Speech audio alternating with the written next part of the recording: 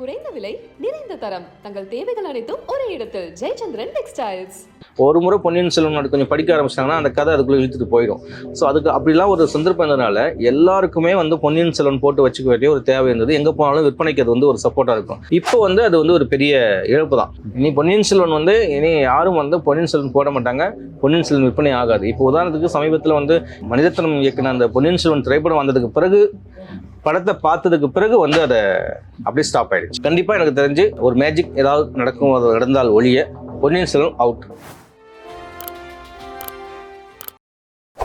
தமிழக பார்வையாளர்களுக்கு வணக்கம். தமிழ் பதிப்புத் துறையில் ஒரு சூப்பர் ஸ்டார் என்றால் அது பொன்னியின் செல்வன் நாவல் தான். இந்த நாவல் வெளிவந்ததிலிருந்து கடந்த 50 வருஷமாக ஒவ்வொரு வருடமும் சரி அந்த சென்னை புத்தக கண்காட்சி உட்பட எல்லா இடங்கள்லையும் விற்பனையில் நம்பர் 1 இடத்துல இருந்தது. ஆனால் இந்த வருஷம் பார்த்திங்கன்னா இந்த புக் சேல்ஸ் ரொம்ப குறைஞ்சிருக்கு அப்படிங்கிறாங்க. சில பதிப்பாளர்கள் குறைஞ்சிருக்கு அப்படிங்கிறத விட பொன்னியின் செல்வன் விற்பனை முடிந்து போச்சு அப்படின்னே சொல்கிறாங்க. ஏன் பொன்னியின் செல்வன் விற்பனை குறைஞ்சிருக்கு, எல்லாம் முடிஞ்சு போச்சு? இது சம்பந்தமாக நம்மளோட பேச இருக்கிறார் பதிப்பாளரும் புத்தக விற்பனையாளருமான வீடியப்பன் அவர்கள். அவருடன் பேசலாம். வணக்கம் வீடியப்பன். வணக்கம். சென்னை புத்தக கண்காட்சியிலேருந்து பார்த்தீங்கன்னா பொன்னியின் செல்வன் விற்பனை ரொம்ப குறைஞ்சிருக்கு அப்படிங்கிற ஒரு தகவல் வெளியாந்துகிட்டே இருக்கும். விற்பனை சரிஞ்சிருச்சு அப்படிங்கிறத விட சற்பனை முடிஞ்சிருச்சு அப்படிங்கிறாங்க. அது உண்மைதானே? உண்மைதான். அது முடிஞ்சிருச்சுங்கிறதா. விற்பனை சரிஞ்சிருச்சுங்கிறது கூட வாய்ப்பு இருக்குது. ஒரு நாளைக்கு திரும்ப அது கொஞ்சம் மேலே வரும் அப்படிங்கிறதுக்கு. ஆனால் அப்படியெல்லாம் ஒன்றும் இல்லை. சுத்தமாகவே இது அப்படியே அமிங்கிடுச்சு, சுத்தமாகவே போயிடுச்சு. இனி பொன்னியின் செல்வன் இனி யாரும் பொன்னியின் செல்வன் போட மாட்டாங்க, பொன்னியின் செல்வன் விற்பனை ஆகாது. இப்போ உதாரணத்துக்கு சமீபத்தில் இந்த நடந்த சென்னை புத்தக கண்காட்சியில் எனக்கு தெரிஞ்சு குறைந்தபட்சம் ஒரு 4 பிரதி 5 பிரதி தான் போயிருக்குது. அது கூட நிறைய டிஸ்கவுண்ட் பண்ணி எப்படியாவது போடுன்னு சொல்லிட்டு நாங்கள் எடுத்துகிட்டு போயிட்டு அப்படி தான் கொண்டு வந்தோம். ஒரு குறைந்தபட்சம் ஒரு 50, 60, 100 பிரதி, நான் சொல்கிறது படம்லாம் வரதுக்கு முன்னாடி சொல்கிறேன், ஒரு 50 பிரதியாவது போகிற இடத்துல ஒரு 2 பிரதி 3 பிரதி போடுறது, 4 பிரதி போடுறதுலாம் ரொம்ப ஏமாற்றம் தான். நீங்க சொல்ற மாதிரி பாத்தீங்கன்னா மற்ற புத்தகங்கள் இல்லாம இது ஒரு பெரிய இன்வெஸ்ட்மெண்ட். என்ன பெரிய புத்தகம் பெரிய இன்வெஸ்ட்மெண்ட். அப்புறம் ஒரு பதிப்பகம் மட்டும் இல்லாம நிறைய பதிப்பகங்கள் இதை போட்டிருப்பாங்க. இது எந்த அளவுக்கு ஒரு பதிப்பு துறையில ஒரு சிக்கல் அப்படின்னு நினைக்கிறீங்க? இல்லை, எல்லாருமே ஏன் போட்டாங்க அப்படின்னு சொன்னால் எல்லா இடத்துலையுமே அது ஒரு தேவையாக இருந்துச்சு. பொன்னியின் செல்வன் ஒரு திருக்குறள் எல்லாரும் வாங்குற மாதிரி அடுத்த லெவலில் இருக்கிறவங்க கொஞ்சம் குழந்தைங்களுக்கு ஸ்கூல் பசங்களாம் திருக்குறள் வாங்குவாங்க. ஒரு அம்மா அப்பா அவ்வளோ கொஞ்சம் வயசானவங்களாம் பொன்னியின் செல்வன் வாங்குவாங்க. இல்லை அவங்க பசங்களுக்கு பொன்னியின் செல்வன் படிப்பான்னு சொல்லுவாங்க. அது ஒரு வாசிப்புக்கான ஒரு தொடக்கமாக ஒரு பெரிய நூல்களை வாசிக்கிறதுக்கான ஒரு தொடக்கமாக பொன்னியின் செல்வன் இருந்துச்சு. ஒரு முறை பொன்னியின் செல்வன் கொஞ்சம் படிக்க ஆரம்பிச்சிட்டாங்கன்னா அந்த கதை அதுக்குள்ளே இழுத்துட்டு போயிடும்.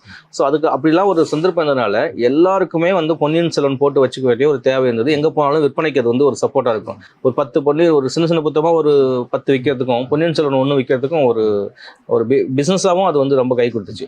அதனாலேயே எல்லாரும் போட்டு வச்சாங்க பல வகைகளில். இப்போ உதாரணத்துக்கு விகடன் அந்த பொன்னியின் செல்வனை அந்த ஒரிஜினல் வெர்ஷன் அந்த படங்களோட போட்டாங்க.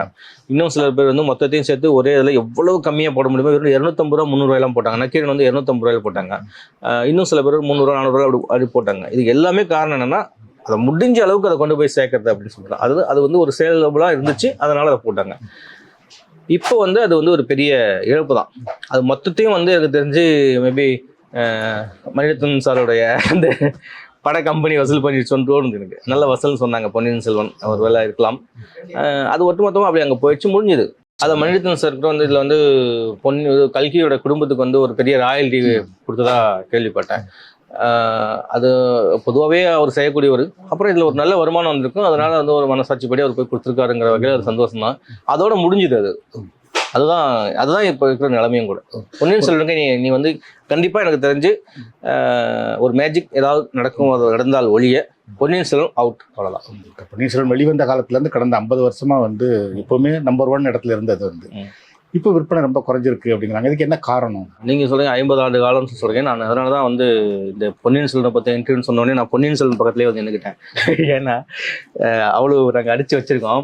இந்த புத்தகத்தில் கூட தான் ஒரு 50 ஆண்டு கால பொன்னியின் செல்வனின் வாசகன் அப்படின்னு சொல்லிட்டு கு. ஞானசம்பந்தம் ஒரு முன்னுரை கொடுத்துருக்காரு. ஏன்னா நான் ரொம்ப ரசித்து படித்தேன். நான் 50 ஆண்டு காலமாக பொன்னியின் செல்வனை அவர் தேடி வர படிக்கிறார். பொன்னியின் செல்வன் ராஜராஜ சோழன் வந்திருக்காருன்னா அவருடைய செப்பு பட்டயங்கள்லாம் வெளிநாடுகளில் இருக்குது. அதெல்லாம் போய் பார்த்துட்டு அப்புறம் இலங்கைக்கு போகும்போது, கண்டிக்கு போகும்போது அந்த பொன்னியின் செல்வனுடைய வரலாற்று பகுதிகளை போய் பார்க்கறது, இப்படி ஒரு வாழ்க்கை அவர் வாழ்ந்திருக்காரு அப்படிங்கிறது நமக்கு இந்த முன்னுரை படிக்கும்போது தெரியும். ஸோ அப்படி ஒரு எதிர்பார்ப்புகளோடு தான் எல்லாருக்கிட்டையும் அந்த பொன்னியின் செல்வன் இருந்தது. ஆரம்பத்தில் கல்கியில் வரும்போது அது எப்படி தேடி போய் அந்த புத்தகத்தை படிக்கிறதுக்காக ஒரு வீட்டுக்கு போயிட்டு டெய்லி போயிட்டு ஏதாவது அவங்களுக்கு எடுப்பு மாதிரி செஞ்சுட்டு அந்த புத்தகத்தை வாங்கி படிக்கிறது, அப்படிலாம் இருந்து படிச்சாருன்னு சொல்லுவார். அந்த மாதிரி தான் வந்து இந்த பொன்னியின் செல்வன் வந்து மக்கள் மனதில் வந்து ஒரு எப்போவும் ஒரு வாசிக்கக்கூடிய ஒரு இடத்துல இருந்துச்சு. ஆனால் இது நீங்கள் சொல்கிற மாதிரி இது சென்னை புத்தக கண்காட்சிக்கு பிறகு இல்லை, மணிரத்னம் இயக்குன அந்த பொன்னியின் செல்வன் திரைப்படம் வந்ததுக்கு பிறகு, படத்தை பார்த்ததுக்கு பிறகு வந்து அதை அப்படியே ஸ்டாப் ஆயிடுச்சு. அதுக்கு என்னன்னா, அதுக்கு முன்னாடி வந்து எப்படி இருந்துச்சுன்னா, படம் வரும்போது ஒரு வேகமாக இருந்துச்சு, ஒரு அணைய போகிற விளக்கு ரொம்ப பிரகாசமாக எரியுன்னு சொல்கிற மாதிரி தான் இருந்துச்சு. எங்களுக்கு ஒரு நாளைக்கு ஒரு குறைந்தபட்சம் ஒரு 10 பிரதி இங்கே தேவைப்படுது. எந்த பதிப்பகத்தில் போய் நாங்கள் வந்து புத்தகம் கேட்டாலும் இல்லைன்னு சொல்கிறாங்க. ஏன்னா அவங்ககிட்ட இருக்கும், ஆனால் கொடுக்க முடியாது. ஏன்னா அவங்களுக்கே தேவைப்படும், நமக்கு ஏன் கொடுக்கணுங்கிற ஒரு தேவை இருக்குது இல்லை. அவன் இன்னைக்கு காலி ஆயிடுச்சுன்னா நாளைக்கு திருப்பி பிரிண்ட் பண்ண முடியாது, நினச்சா பிரிண்ட் பண்ண முடியாது. இது வந்து ஒரு 1200-300 பக்கம், இது நினச்ச உடனே பிரிண்ட் பண்ண முடியாது. அப்போது ஒரு கட்டத்தில் பொன்னியின் செல்வன் இல்லைன்னா அன்னைக்கு வந்து 10 பேரை நம்ம திருப்பி அனுப்ப வேண்டிய ஒரு கட்டாயம் வந்துச்சு. அதனாலேயே நாங்கள் வந்து பொன்னியின் செல்வன்ற இந்த நாவலை நாங்கள் போட வேண்டிய ஒரு கட்டாயம் வந்துச்சு. ஸோ அதை போடுறதுல கொஞ்சம் வித்தியாசமாகவும் போட்டோம், புதுசாக போட்டோம், ஒரே வால்யூமாக அந்த மாதிரி பூஞான சமுத்திரம் முன்னுரை அப்படின்னு அட்டப்பெல்லாம் பண்ணோம். அந்த படம் வந்ததுக்கப்புறம் அதோடைய எல்லாரும் படத்தை பார்த்துட்டாங்க. சரி, ஒரு படத்தை பார்க்கும்போது நாவல் படித்த மாதிரி ஒரு ஃபீல். ஸோ எல்லாருக்குமே வந்து நீ அதை வந்து படிக்க வேண்டிய தேவை இல்லை அப்படின்னு அதுலேருந்து ஒரு பிரமிப்பு போயிடுச்சுன்னு தோணுது எனக்கு. அது சரியாக போச்சா தப்பாக போச்சான்னு தெரியல, மக்கள்கிட்ட போய் ரீச் ஆகிடுச்சானா. அதுக்கப்புறம் இந்த நாவல் வந்து நீ படிக்கிறதுக்கு ஒன்றும் இல்லைங்கிற மாதிரியான ஒரு இப்போ பார்த்து ஒரு சக்க மாதிரி உட்காந்துக்கிறது. இப்போ பொன்னியின் செல்வன் போக கல்கியோட மற்ற நாவல்கள் இருக்கு, அதோட விற்பனைகள் எப்படி இருக்கு? சம்மதம் இது ஒரு முக்கியமான இடம் தான், கரெக்டு தான். பொன்னியின் செல்வன் டோட்டலி டெட், மற்றது கொஞ்சம் அப்படி உயிர் போட இருக்குது. ஒரு பதிப்பாளராக, ஒரு விற்பனையாளராக இல்லாமல் ஒரு வாசகராக நீங்கள் இதை எப்படி பார்க்குறீங்க? இந்த பொன்னியின் செல்வன் விற்பனை குறைஞ்சிருக்கு அப்படிங்கிறத? இல்லை, ஓகே தான். நமக்கு நிறைய வாசிக்கிறதுக்கு நிறைய இருக்குது, ஒன்றும் பிரச்சனை இல்லை. நமக்கு வந்து அதை அப்படி பார்க்க வேண்டியதில்லை. அப்புறம் எல்லா விபத்துகளும் நடக்கும் தானே. இது ஒரு விபத்துன்னு வச்சுக்கிட்டா, உதாரணத்துக்கு பதிப்பு துறைக்கு இது ஒரு விபத்து, அல்லது பதிப்பாளர்களுக்கு இது ஒரு தவறான செய்தி, அல்லது வந்து ஒரு பேட் நியூஸ் அப்படின்ற மாதிரி வச்சுக்கிட்டால், ஆமாம், அது இது மட்டும் இல்லை இல்லைங்களா. எவ்வளோ புத்தகங்கள் வருது. அதுக்கப்புறம் இதே பாயிண்ட் ஆஃப் வியூ வந்த கூட இன்னும் தரமாகவும் நேர்த்தியாகவும் இந்த காலகட்டத்துக்கு அப்புறம் வேல்பாரி நாவல் வந்துருக்கு. அந்த மாதிரி நிறைய வரலாற்று நாவல்கள் புதுசாக வருது. வாசிக்கிறவங்களுக்கு ஒரு சாய்ஸ் போயிடுச்சுன்னு சொல்லி நினைக்க வேண்டியதில்லை. எப்போ வேணாலும் பொன்னியின் செல்வன் கிடைக்கும், வாசிக்கணும்னு நினைக்கிறவங்களுக்கு கிடைக்க தான் செய்யுது. என்ன முன்ன மாதிரி பரவலாக போய் சேரலைங்கிறது தான் வருத்தமாக ஒழிய, வாசிக்கிறவங்களுக்கு கிடைக்க தான் போகுது. அப்புறம் வாசிக்கிறதுக்கு ஆயிரக்கணக்கான புத்தகம் இருக்குது. இன்னும் பொன்னியின் செல்வன் வந்து படிக்கலாம் ஒன்றும் கட்டாயம் கிடையாது, அது ஒன்றும் படிச்சான்லாம் ஒன்றும் கட்டாயம் கிடையாது. ஆனால் அதை விட படிச்சே ஆக வேண்டிய புத்தகம், தமிழில் வந்து வாசிச்சே ஆக வேண்டிய புத்தகம் இன்னும் நிறைய இருக்குது. நேரடியாக அந்த வரலாற்றை படிக்க வேண்டிய நாள் இல்லை. நீங்கள் வந்து சோழர்கள் வரலாறா, இல்லை நம்மளுடைய சங்க காலத்து நூல்களோ எவ்வளவோ இருக்குது. அதனால் அது வாசிக்கிறதுக்கு நிறைய இருக்குது. அது ஒன்றும் பெரிய இழப்புன்னு சொல்ல முடியாது. ஆனால் ஒரு நல்ல ஒரு சோர்ஸ் கையிலேருந்து போயிடுச்சுங்கிற ஒரு இது. ஸோ அதை நீங்கள் என்ன சொல்ல வரீங்கன்னா, பொன்னியின் செல்வன் விற்பனை தான் குறைஞ்சிருக்கே தவிர வரலாற்று புதினங்களை படிக்கிற ஆர்வம் மக்கள்கிட்ட இருக்குது. அதெல்லாம் இருக்குது. நீங்கள் வாசிக்கிற ஆர்வம் நல்லா தான் இருக்குது, நல்லா போயிட்டு இருக்குது. ஸோ வேல்பாரி மாதிரி புத்தகம் நல்லா போக தான் இருந்துச்சு. வேல்பாரிலாம் வந்து பல ஆயிரம் காப்பி போயிடுச்சு. இது பொன்னியின் செல்வனோட விலை அதிகம். இன்னும் சொன்னேன், என்ன ஒன்று, பொன்னியின் செல்வன் நாட்டுடைமையாக கிடந்தனால அதோடைய விற்பனை வந்து பல தளங்களுக்கு போயிடுச்சு. பல பதிப்பகங்களுக்கு வேற கேட்டகரியில் வந்து வெளியிடுறாங்க. ஒரே புத்தகமா, சின்ன புத்தகமா, 5 பாகம் தனித்தனியாக, அதுலேயும் வந்து ஒரு பாக்கெட் எடிஷன் அப்படிலாம் விட்டுட்டாங்க. வேல்பாரி வந்து ஒரு காப்பிரைட்டில் இருக்கிறதுனால அது ஒரே பேட்டர்னில் ஒரே மாதிரி விகடன் போட்டிருக்காங்க, ஒரு வெங்கடேசனோட நாவல். ஸோ அது வந்து ஒரே மாதிரி தான் இருக்குது.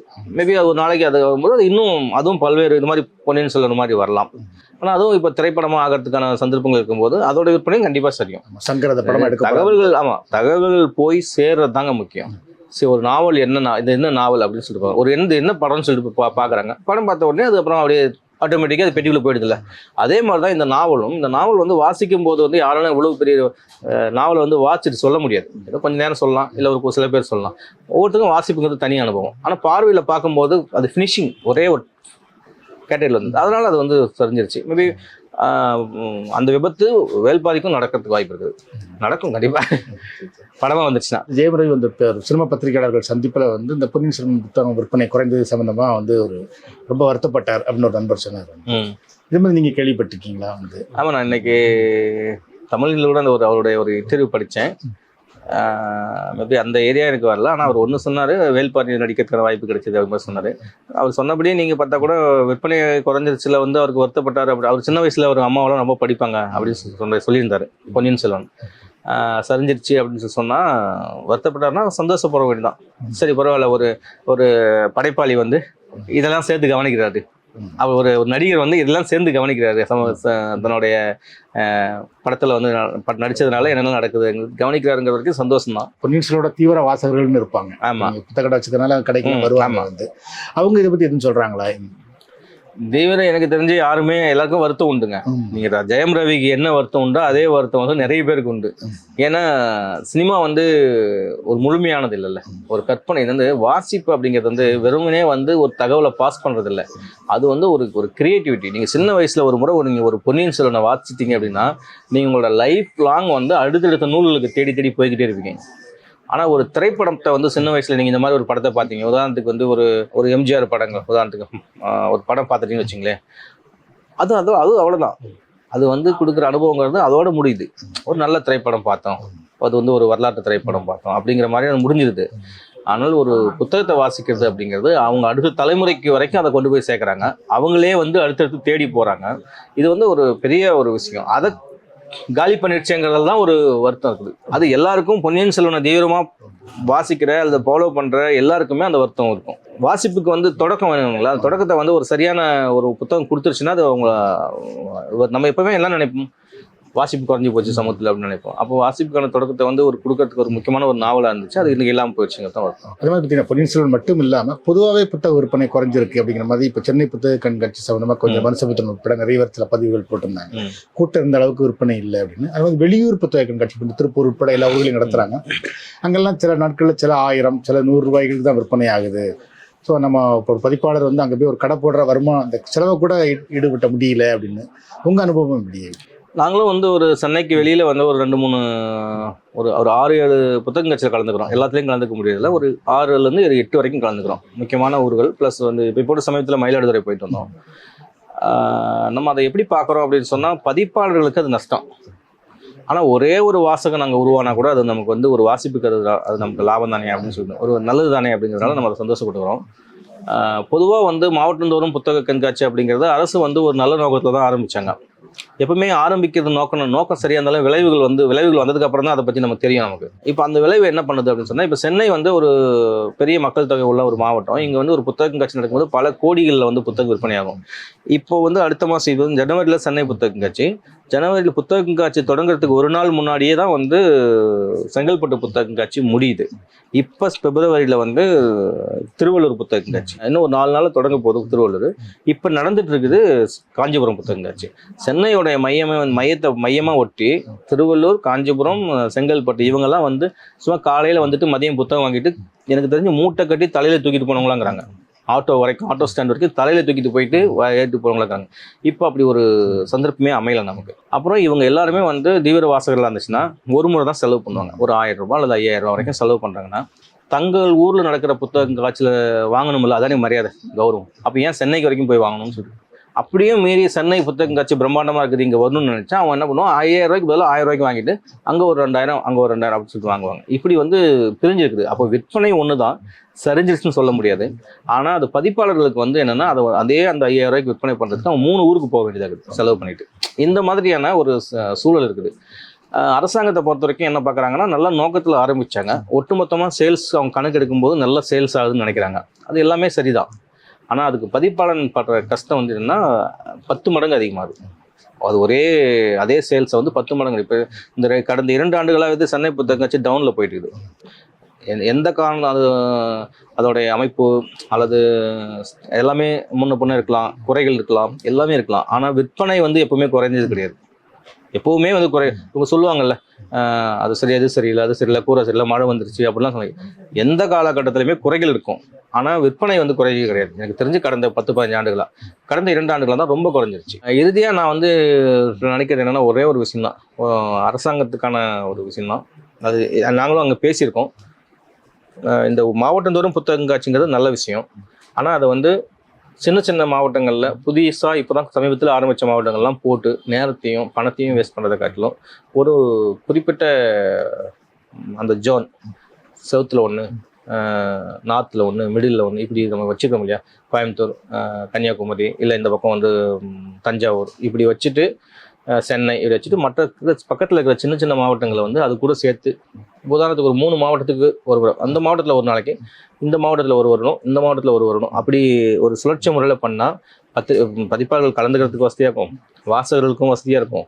நெருக்கடி வந்துடுது.